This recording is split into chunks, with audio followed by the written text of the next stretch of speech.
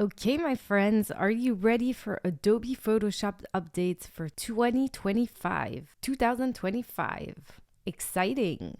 Okay, so whenever you want to look at all the new updates in Adobe Photoshop, just make sure you open up Adobe Photoshop. And then you have a look at this little gift box or present. You click on it, and there we go. You'll see all the new updates listed, which is cool, and you'll see a little preview. So what is new? So in the last year or so, we've had a lot of AI built in Adobe Photoshop, and it's been amazing with some little, imperfections. So the main updates of this year are improvements on those AI tools. So we're going to look at each of these listed, and we're going to talk about them and have a little demo. So first of all, the distraction removal. So much like the spot healing brush tool or the healing brush or the remove tool, there is a distraction removal. So you can select a distraction or a person you don't want, and then you can hide it. You can tidy up your scene in a click, and it will automatically detect and delete unwanted elements like wires and people in the background. So in a little bit, we'll have a little look at that. Improve generative fill. So you can now add a lot more details, and it will look a bit more seamless when adding AI generative fill. Again, sometimes this can be hit and miss. Sometimes it could be weird, and sometimes it could be amazing. Like, just look at that. Wow. Look at this little moon and the rabbit. Super cool. You'll also have improved generative expand, which is when you just have an image and you want to make it bigger, although you don't have more content. Then Photoshop will use AI generative expand and create new additions to that image. It will fill it out. Generate similar. Now this is super exciting. Now let's say you have a tomato, and then you would like an additional tomato that's similar but not exactly the same. Adobe Photoshop will allow you to create similar variations, similar, coloring and styles, which is incredible. Oh, I think it's actually a pepper rather than a tomato. I'm not sure. Then you've got generate background, which is really cool for object mockups and product mockups, because it will just fill it out according to the image, taking the image into account and generate a background. And you can even type exactly what you would like it to have. So this gives us a lot more freedom to become super creators, to mix our own creativity with AI and enhance our images. And then last but not least, I think this is super cool. Now some new Photoshop beta features. So this means that it's not completely finished yet, and it's not really finalized or built in Photoshop. It's going to be worked on. It's currently in the beta Photoshop app, and Adobe's working on it until it would be finalized and then built in Adobe Photoshop itself. So this is Generative Workspace, which looks super cool. Imagine if you need to do a product photography, you have like these little eye drops or whatever they are, oil drops. Yes, oil drops. Or you have a product, you're selling a t-shirt or iPhone cover.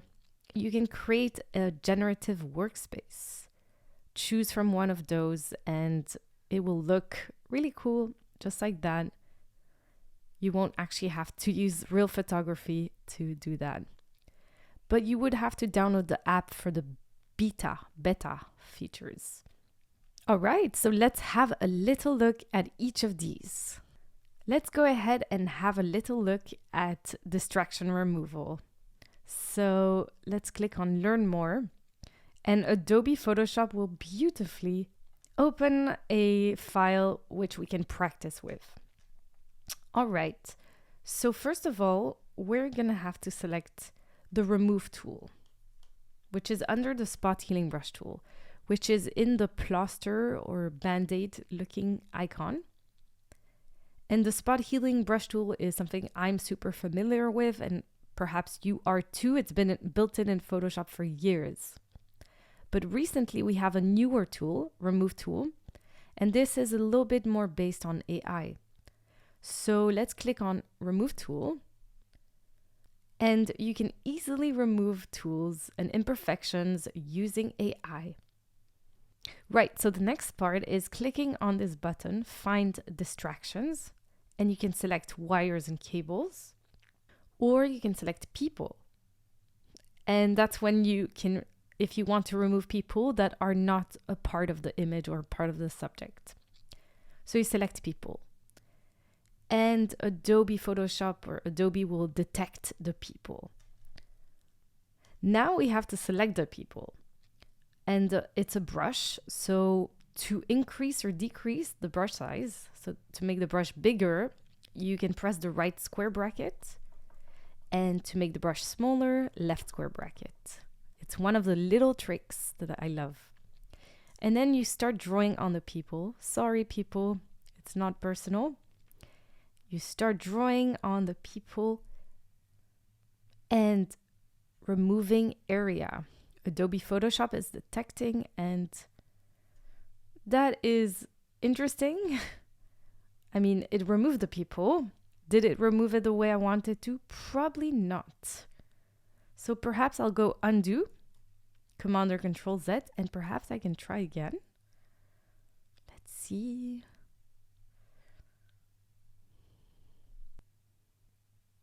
Oh, that's creepy, isn't it?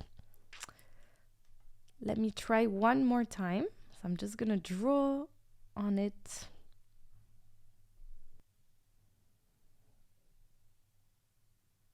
And there we go, beautiful. I guess the third time is success. And this is AI generated, so every time it will look different. Like you can see here, that looks different as well.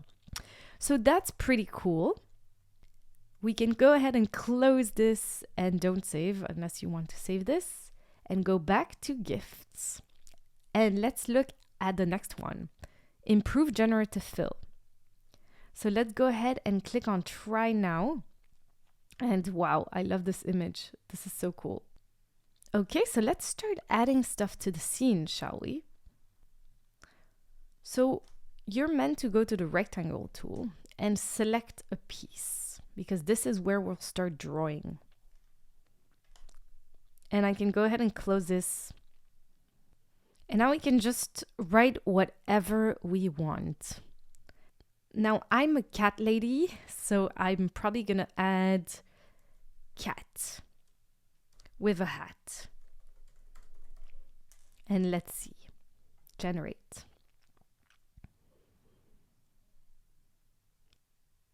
Oh my God. Now, whenever you use AI, it will give you 3 variations. So you can click on the second one or the third one. I'm sorry, this is just too hilarious. But okay, no. Let's undo, because I think it's a little bit crazy. So undo is either edit undo or Command or Control Z. And let's just type something a bit more cohesive with the image. So click on Generative Fill, and perhaps I'm going to type field of flowers.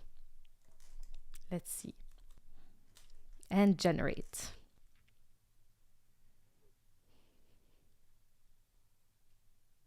Wow, that's interesting. Let's click on the next one. All right. And wow, there we go. That's the one I would have gone with. Awesome.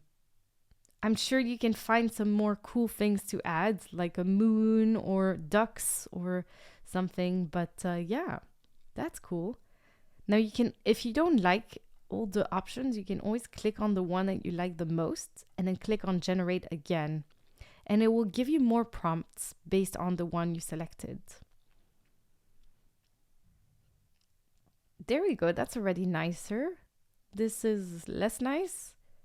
This is cool. So I trust that you can do a better job than I did here, but or if you want to keep the cats, that's fine too. But I'm gonna go ahead and close this tab and don't save.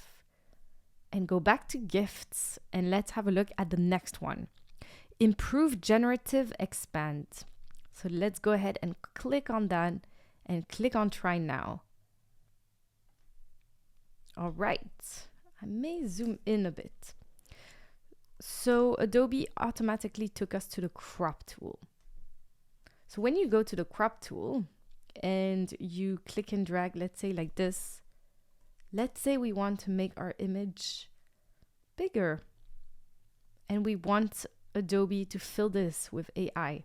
So all we have to do is click and drag and just click on Generative Expand and not even type anything. Because if you don't type anything, that means fill. It will fill it based on the surroundings. Click on Generate. Could be on the slow side, and wow, this is brilliant. So I can't wait to try this with all sorts of images, especially thumbnail images that I need for my courses where the image isn't big enough. So that's super exciting. Love this. I'm going to go ahead and close this, close a little tab, and go back to the gift or present icon. And look at the next one. Generate similar. I'm super excited about this particular one. I think there's a lot we can do with this. So I'm going to go ahead and click on Learn More. And first, I'm going to go to the rectangular marquee tool, shortcut M, marquee M.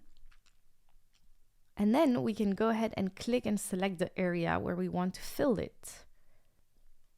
Then we can click on Generative Fill and add a prompt or something we want to fill it with. What am I going to choose? Let me have a little think. I'm going to type pineapple. And let's see. I'm going to click on Generate.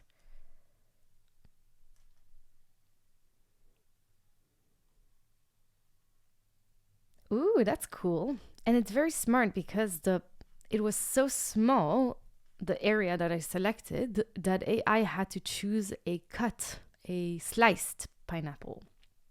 So that's cool. Now over here, you can choose from your favorite pineapple, whichever that may be. Honestly, they all look pretty similar. Now, see the three little dots over here? So if you click on that, you'll be able to generate similar. So it's similar, pun intended, to what we did before, where we just regenerate, but it's just faster. So all we have to do is click on the three dots, click on Generate Similar, and Adobe will create similar variations based on the selected one. Now, I realize these sliced pineapple, how varied can they be? They're not that interesting, I think. But still, you can see all types of pineapple variations, which is cool. Feel free to go ahead and delete this layer if you wanted and start over again. Remember, M is a shortcut for the rectangular marquee tool. So I'm going to click and drag and draw a little area, and maybe this time go again and click on Generative Fill, and maybe this time choose a fruit perhaps that's better, maybe pepper, and click on Generate.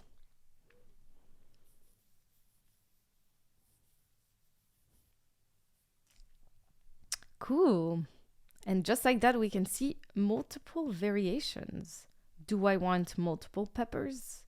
Do I want a single green spicy pepper? I think it's called jalapeno, or a singular red one. So if I decided I like the green one, then I can click on the three dots and generate similar, and Adobe AI is going to generate similar ones to the ones I chose.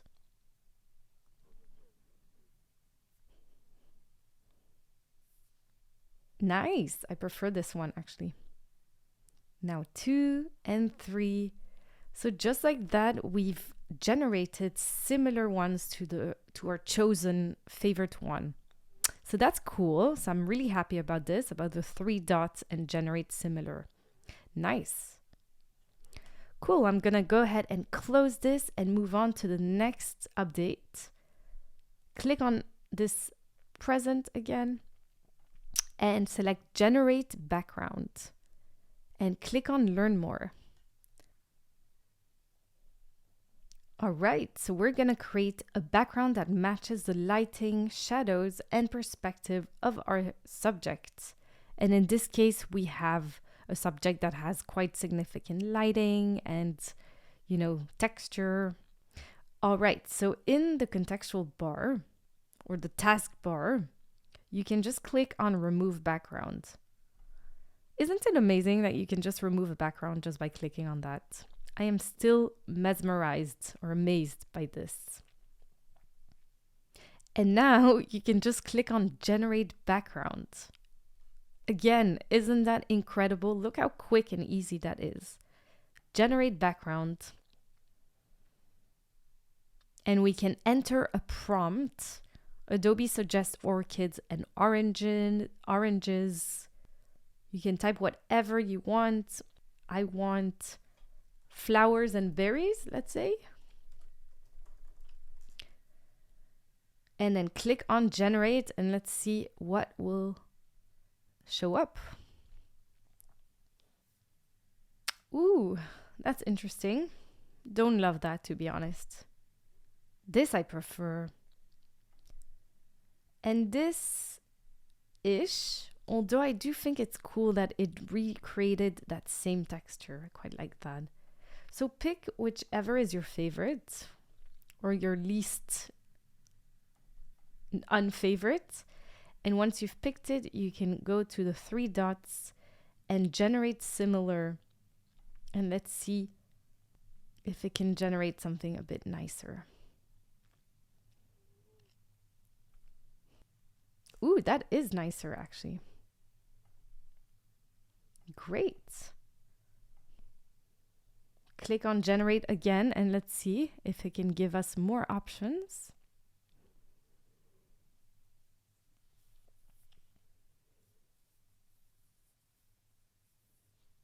Ooh, that's cool because it gave us more berries. Oh, I love this. So if I like this, again, I can go to the 3 dots and click on Generate Similar. And yes, we'll have a lot of different variations, but that's okay.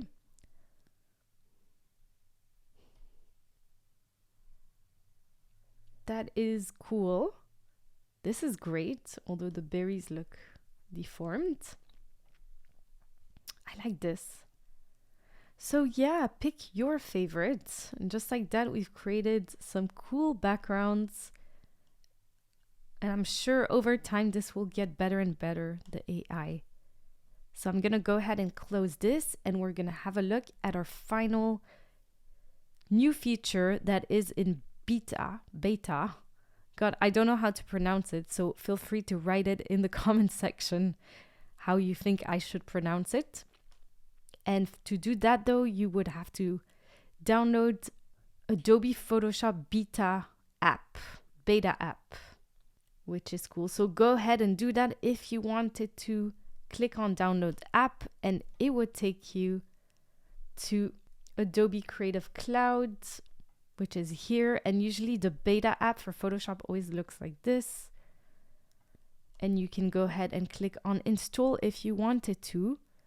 Or if you're feeling a bit lazy, you can just imagine it. Imagine how it will create a workspace. Or if you'd rather just wait for when it will actually be built in Adobe Photoshop. So, all right, my friends, I hope you enjoyed all these updates. I can't wait to use all of these. I will definitely use them. Definitely use the distraction removal for removing people or cables, especially in some of my images. I will definitely be using generative fill in general and adding cats everywhere. Sorry about that. And expand, of course. Why wouldn't I use this? This would be great. Generate similar will be great whenever I have products that I created, perhaps, or my own photography, or if I want to create a similar cat to my cat, then I can generate similar. Generate background, I think, could be improved a little bit, and I'm sure it will, so I can't wait to see how Adobe will tackle this and make it even better. And the generative workspace, we have a little while until it will be built in Adobe Photoshop. So yeah, a lot of the AI generative fill is covered in my Adobe Photoshop course. It's called Mastering Adobe Photoshop, Advanced Editing, Retouching, Mockups, and AI. So it covers a whole bunch of stuff. So if you want to learn how to use AI within Adobe Photoshop and create graphics and mockups and neon signs and even interior design mockups. So it's been a pleasure and see you soon.